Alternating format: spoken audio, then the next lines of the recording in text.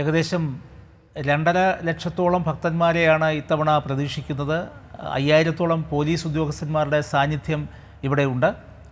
എന്തായാലും യാതൊരു പരാതികൾക്കും ഇട കൊടുക്കാതെ ഈ നിമിഷം വരെ 41 ദിവസം മുന്നോട്ട് നീങ്ങി എന്നുള്ളതാണ്.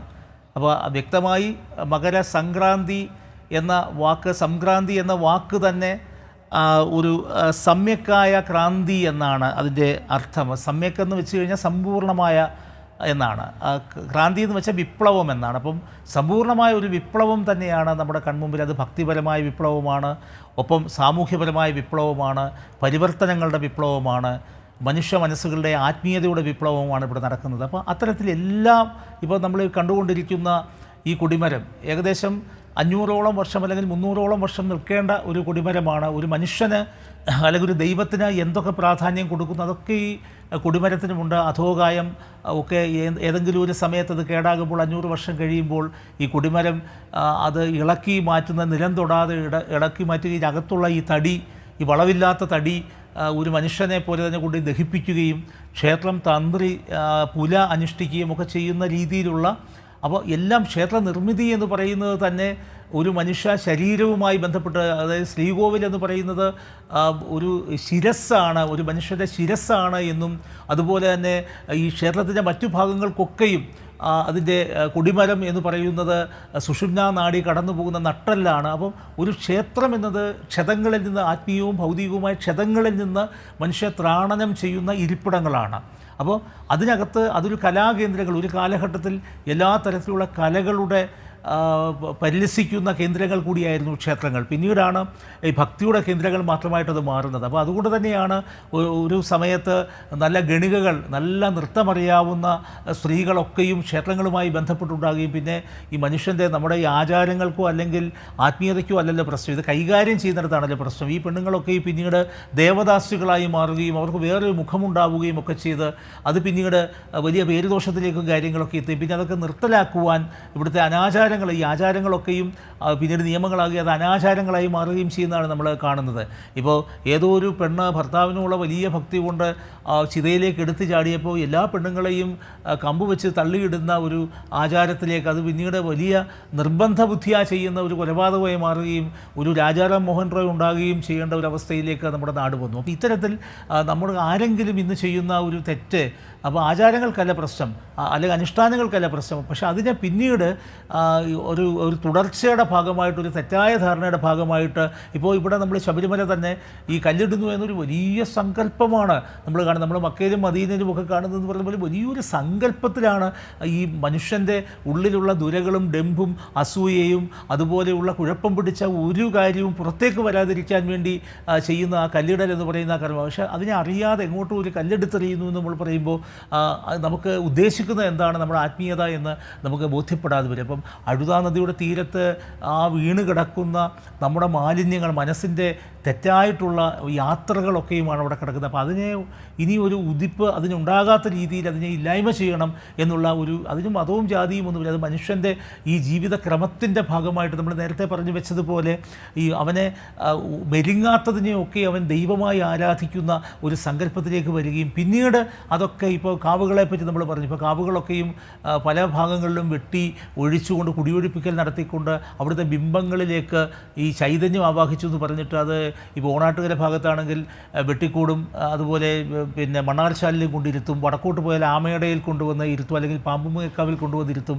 അപ്പോൾ ഒരു ഉത്തരവാദിത്വത്തിൽ നിന്ന് മനുഷ്യൻ ഒളിച്ചോടി വർഷത്തിലൊരിക്കൽ ആ ക്ഷേത്രങ്ങളിലൊക്കെ പോയിട്ട് തങ്ങളുടെ വീടുകളിൽ നിന്ന് അല്ലെങ്കിൽ തങ്ങളുടെ തറവാടുകളിൽ നിന്ന് കുടിയൊഴിപ്പിക്കപ്പെട്ട ഈ നാഗദൈവങ്ങളെ പോയി ഒന്ന് കണ്ട് അവർക്ക് അത്യാവശ്യം പിന്നെ ഒരു വഴിപാടുമൊക്കെ നടത്തിയിട്ട് പോരും. പക്ഷേ ഒരു കാലഘട്ടത്തിൽ മനുഷ്യൻ ഇതൊക്കെ ചെയ്ത ദൈവങ്ങൾക്കപ്പുറത്തേക്ക് ഈ ആയില്യ സമയത്ത് മൂടിവെട്ടിയ കരിക്കുകൾ കൊണ്ട് അഭിഷേകം നടത്തുകയും അതുപോലെ പൂക്കൊല കൊണ്ട് ഉറഞ്ഞു തുള്ളുകയും ഈ പഞ്ചവർണ്ണങ്ങൾ കൊണ്ട് കോലങ്ങൾ വരച്ചിട്ട് അവരെ സന്തോഷിപ്പിക്കുകയൊക്കെ ചെയ്തുകൊണ്ടിരുന്നത് ഈ പ്രകൃതിയുടെ ഒരു പരിപാവനത, പരിശുദ്ധി സംരക്ഷിക്കുന്നതിൻ്റെ ഭാഗമായിട്ട്. അന്ന് ഈ പാമ്പുകളും ഒക്കെ എല്ലാവരും പ്രകൃതിയുടെ ഭാഗമായതുകൊണ്ട് അവരൊക്കെ അതിൻ്റെ ബഷീർ പറഞ്ഞ പോലെ ഭൂമിയുടെ അവകാശികളാണ് എല്ലാവരും. അപ്പോൾ അവർക്കൊക്കെ ഒക്കെയും ഒരു സന്തുലിതാവസ്ഥയിൽ നിലനിന്ന് പോകുകയും അതുപോലെ തന്നെ പ്രകൃതിയിൽ അതിൻ്റെ ഊഷ്മളഭാവങ്ങൾ അല്ലെങ്കിൽ അതിൻ്റെ ഉർവരഭാവങ്ങളെ സംരക്ഷിച്ചുകൊണ്ട് സമ്പൂർണ്ണമായൊരു കാർഷിക സംസ്കാരം നിലനിൽക്കാൻ വേണ്ടി ഉള്ള അവസ്ഥ ഉണ്ടാകുകയും ചെയ്തു. ഇപ്പോൾ ആദിമ കാവ്യമായ രാമായണത്തിൽ പോലും സീതയെ വാൽമീകി അവതരിപ്പിക്കുന്നത് വളരെ രസകരമായിട്ടാണ്. അതൊരു കർഷക പുത്രിയാണ്. കാരണം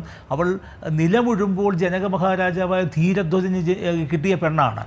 അപ്പോൾ ആ പെണ്ണിനെ എടുത്തുകൊണ്ട് പോയി വളർത്തുമ്പോൾ വളരെ കരുത്തയായിട്ടാണ് അവളെ വളർത്തുന്നത്. അപ്പോൾ എല്ലാ ദിവസവും അവൾ ഈ എത്താക്കൊമ്പിലെ മന്ദാരപ്പൂ പറിക്കുവാനൊക്കെ ആയിട്ട് പൂജാമുറിയിലേക്ക് പൂ വേണ്ടി വരുമ്പോൾ അവളൊരു തോട്ടിയൊക്കെ എടുത്തുകൊണ്ട് പോയിട്ട് ആ പൂ പറിക്കുമായിരുന്നു. പിന്നീട് ആ തോട്ടി എന്താണെന്ന് അവൾ പോലും തിരിച്ചറിഞ്ഞ അവളുടെ സ്വയംവര ദിവസമാണ്. അന്ന് ഈ രാജാക്കന്മാരൊക്കെ വരുമ്പോഴേ ആ ശൈവ ശാപമായിട്ടത് അച്ഛൻ ഇങ്ങനെ കൊണ്ടുവെക്കുക. അപ്പോഴാണ് അവൾ മനസ്സിലാക്കുന്നത് ഈ താൻ പൂ പറിക്കാൻ ഉപയോഗിച്ച സാധനമാണ് ഈ മത്സരത്തിൻ്റെ ഈ ഐറ്റമായിട്ട് വെച്ചിരിക്കുന്നു. അങ്ങനെ എല്ലാ രാജാക്കന്മാരും വന്ന് ഇത് എടുത്താൽ പൊങ്ങാതിരിക്കുന്നു. ഈ പെണ്ണ് എല്ലാ ദിവസവും എടുത്ത് പൂ പറിച്ചുകൊണ്ടിരുന്ന സാധനമാണ്. അങ്ങനെ മര്യാദ പുരുഷോത്തമനായ യുദ്ധം ചെയ്ത് തോൽപ്പിക്കുവാൻ കഴിയാത്ത അയോധ്യയുടെ അധിപനായിട്ടുള്ള ശ്രീരാമചന്ദ്രൻ വന്നിട്ടാണ് ഇതെടുത്ത് പൊട്ടിക്കുന്നതും ഇത് പിന്നീട് ഈ പെണ്ണിനെ കല്യാണം കഴിക്കുന്നു. അപ്പോൾ ഈ ആദിമ കവി പറഞ്ഞു വെക്കുകയാണ്, അവളെ കല്യാണം കഴിക്കേണ്ടവൻ ഇതൊന്ന് എടുത്ത് പൊക്കിയാൽ മതി. പക്ഷേ അതൊന്നും പൊങ്ങാത്ത അല്ലെങ്കിൽ എടുത്തു പൊക്കാൻ പോലും ത്രാണിയില്ലാത്തവന്മാർ ആണുങ്ങൾ വന്ന് നിൽക്കുന്നിടത്ത് എവൾ കൈകാര്യം ചെയ്തുകൊണ്ട് കർഷക പുത്രിയായ ഒരു പെണ്ണൊരു തോട്ടി കൈകാര്യം ചെയ്തുകൊണ്ടിരുന്നു. അത് എത്താക്കൊമ്പിലെ മന്ദാരപ്പൂ പറിക്കാനാണെന്നൊരു കവി പറഞ്ഞു വെക്കുന്ന ഒരു വലിയ ഭാഷയുടെ ഒരു കാൽപ്പനികതയുടെ സ്വപ്നം അതായിരുന്നു നമ്മുടെ സീതാദേവി എന്ന് പറയുന്നത്. അപ്പോൾ കെടാവിളക്കുമായി കാത്തിരിക്കുന്ന ഊർമിള ലക്ഷ്മണനെ കാത്തിരുന്നു എന്ന് പറയുന്നു.